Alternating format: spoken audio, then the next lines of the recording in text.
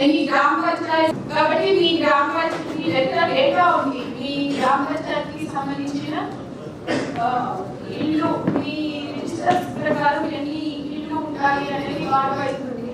అట్లా మీరు పోలింగ్ ఎన్నికల రోల్ కూడా ప్రిపేర్ చేస్తారు, ఓటర్స్ లిస్ట్ చేస్తారు. గ్రామ పంచాయతీ వారీగా వార్డ్ వారీగా మీరు ఓటర్స్ లిస్ట్ తయారు చేసుకుని అది కూడా పబ్లిష్ చేస్తున్నారు.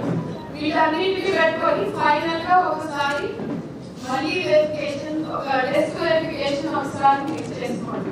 కరెక్ట్ గా వచ్చిందా లేదా మీ ప్రతిస్ ఎక్కడైతే మనకి ఎన్యూమరేటర్స్ చేస్తారో అక్కడ కొంచెం ఈ వార్డ్ గురించి మీ దగ్గర 12 wards. Okay, so what is the data of this 12 wards?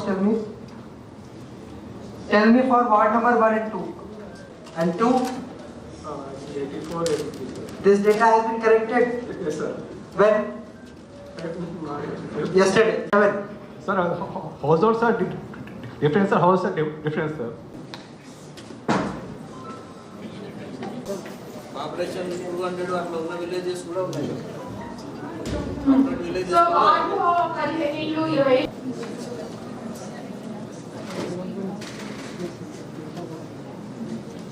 ఈ సర్వే చాలా హౌస్ హోల్డ్స్ ఏంటి, గ్రామ పంచాయతీలో హౌస్ హోల్డ్స్ ఏంటి, అందులో మళ్ళీ వాళ్ళు ఇప్పుడు మనం చేసిన డేటాని బట్టి వార్డ్ వైజ్ 20 ఇల్లు ఉంటే అందులో ఏ కమ్యూనిటీకి సంబంధించిన వీటి బేస్డ్గా కొన్ని స్టేషన్ కూడా తీసుకోవాల్సిన అవసరం ఉంటుంది.